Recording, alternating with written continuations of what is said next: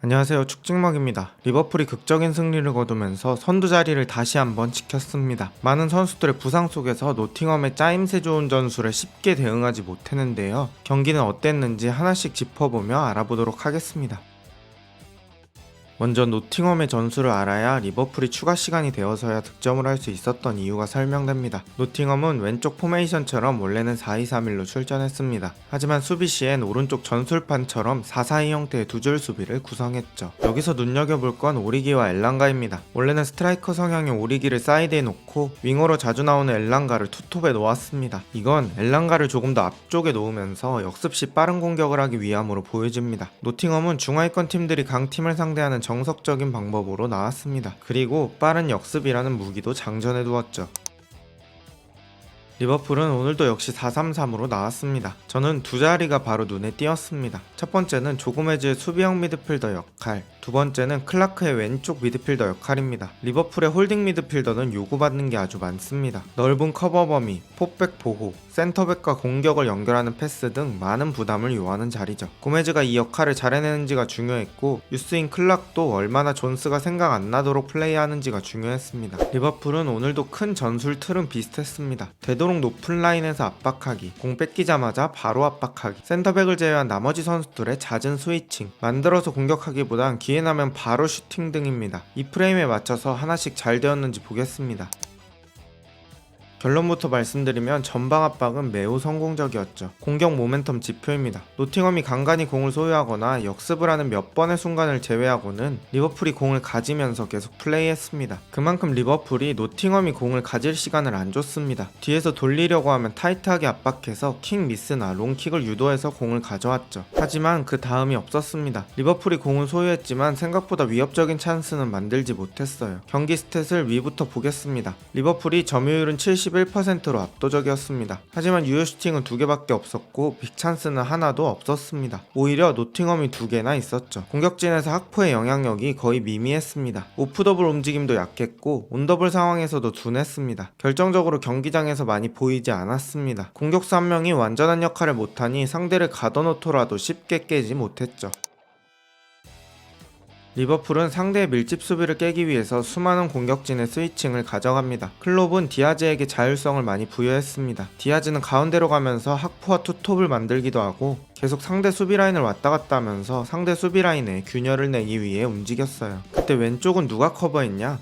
바로 유스, 클라크가 커버했습니다. 본인이 왼쪽 사이드로 완전 빠지기도 하고 박스 근처에서 중거리 슛도 날려보고 측면 쪽 수비 가담도 적극적으로 했습니다. 완전 레귤러 멤버까진 아니더라도 나이가 어린 거에 비해 자신의 역할을 잘 수행했습니다. 엘리엇은 클래식한 윙어라기보단 미드필더 성향이 더 가까우므로 중앙에서 빌드업에 관여하는 빈도가 높았어요. 브래들리도 인버티드 풀백이 될 때가 있었는데 그때는 자기가 사이드에 박히면서 오른쪽에서도 스위칭이 많았습니다. 전반전엔 이런 스위칭에도 불구하고 경기가 좀 답답했고 그나마 한 번 정도 좋은 장면이 나왔습니다. 공격진 3인방인 엘리엇, 학포, 디아즈의 위치를 먼저 보겠습니다. 선발 라인업이 무의미할 정도로 여러 자리가 불규칙하게 서 있습니다. 이런 상황에서 브래들리가 앞쪽으로 공을 몰고 오니까 상대 수비가 2명이 끌려 나옵니다. 도와주러 나간 거죠. 하지만 그러면서 하프 스페이스 공간이 빕니다. 이때 상대 수비가 다가오니 브래들리가 옆으로 돌리면서 공이 메갈리스터를 거쳐 디아즈에게 다시 흘러갑니다. 이때 노팅엄 선수들이 2명이 디아즈에게 붙습니다. 하프 스페이스 쪽 공간은 더 넓어집니다. 디아즈는 공을 잘 지키면서 메갈리스터에게 주고 빠르게 그 비어있는 공간으로 뜁니다. 이때 메갈리스터가 뛰는 디아즈를 보고 아주 깔끔한 찍어차는 패스를 넣어줍니다. 디아즈도 공 지키고 빈 공간으로 뛰는 움직임이 좋았습니다. 하지만 여기서의 킥이 아예 밖으로 흐릅니다. 제 생각엔 슈팅을 해본 것 같습니다. 근데 라커룸에서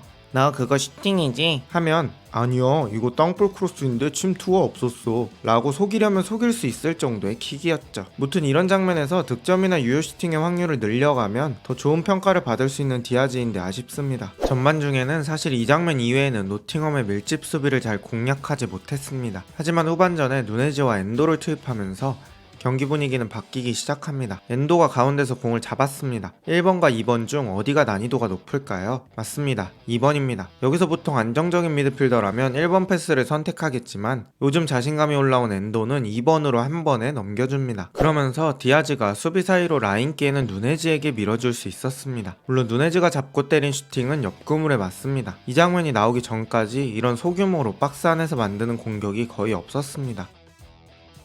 하지만 이런 상황에서 리버풀을 구제할 에이스, 축구도사 메갈리스터가 있었습니다. 메갈리스터는 빌드업할 때 고메즈의 옆을 지키면서 리버풀의 실질적인 레지스타 역할을 했습니다. 아놀드만큼은 아니더라도 좌우전환 패스도 잘해줬죠. 근거리 패스도 계속하면서 경기 전체적으로 영향을 미쳤습니다. 일단 아까 답답한 전반전의 오아시스 같은 로빙 패스도 메갈리스터였고, 이렇게 뛰어가는 로버트슨을 향한 긴 반대 전환 패스도 잘 넣습니다. 가기 전에 한번 바운드 시키면서 속도가 죽어서 공이 나가지 않게 깎아차는 디테일도 좋았습니다. 또 다른 장면입니다. 이렇게 압박당하는 상황에서도 어깨로 공을 지키면서 고메즈가 옆쪽에 있다는 걸 인지해둡니다. 이렇게 한 명이 더 와서 압박당할 때 아까 미리 받은 고메즈에게 공을 내줍니다. 근데 여기서 몸을 돌리지 않고 왼쪽 발목만 꺾어서 왼발 인프론트로 고메즈에게 공을 주는 디테일이 정신 나갔습니다. 그냥 오늘 축구력이 터져버렸습니다. 지금 아워니에게 압박받는 상황에서도 발 바깥쪽으로 단스에게 툭 밀어주는 이런 패스도 상대의 위험지역에 한 번에 공을 넘겨주는 패스라 상당히 의미가 큽니다. 이 공을 단스가 지켜주며 치미카스에게 내주고 치미카스가 위협적인 땅볼 크로스를 이어간 적도 있습니다. 메갈리스터의 축구력이 경기장 곳곳에 긍정적인 영향력을 보여줍니다. 리버풀은 그럼에도 불구하고 득점은 끝끝내 만들어내지 못하고 있었습니다. 하지만 추가 시간 마지막 코너킥에서 노팅엄이 역습을 나가고 있었고 엔도가 압박하면서 메갈에게 공이 갑니다. 메갈이 등을 딱 쥐고 왼쪽으로 돌아섭니다. 오늘 등지는 플레이를 상당히 잘하는 메갈리스터입니다. 그리고 뛰어가는 누네즈를 보면서 공을 툭 찍어찹니다. 공을 감아차버리면 공의 속도가 빨라지고, 그렇게 되면 누네즈를 지나가기 때문에 툭 찍어서 채공 시간을 늘려서 누네즈가 공을 따라갈 시간을 벌어줬습니다. 누네즈는 툭 찍은 공을 그대로 따라가면서 런닝 점프를 하게 되었습니다. 당연히 높이가 더 높아지죠. 수비인 니코 윌리엄스는 골대 쪽으로 뛰어가면 공을 밖으로 걷어내야 하기 때문에 처리가 매우 어려운 공이었죠. 이런 특성 때문에 누네즈가 경합에서 이기게 되고 누네즈가 극장골을 성공하며 1대0으로 마무리됩니다. 오늘 경기를 간단히 정리해보면 전방 압박이라는 1차 목표는 달성했지만 그 이후에 박스안 세밀한 공격들이 풀리지 않으면서 리버풀이 상당히 고전했습니다. 이런 상황에서 플레이메이킹을 해주는 살라나 아놀드의 공백이 느껴지는 경기였습니다. 하지만 그 축구력을 넘버 10 메갈리스터가 채웠고 누네즈의 집중력까지 더해 승리를 거둘 수 있었죠. 부상의 악몽에 시달리고 있는 리버풀, 과연 클롭의 마지막 시즌을 우승으로 장식할 수 있을까요? 비슷한 영상이 궁금하시다면 구독 부탁드리고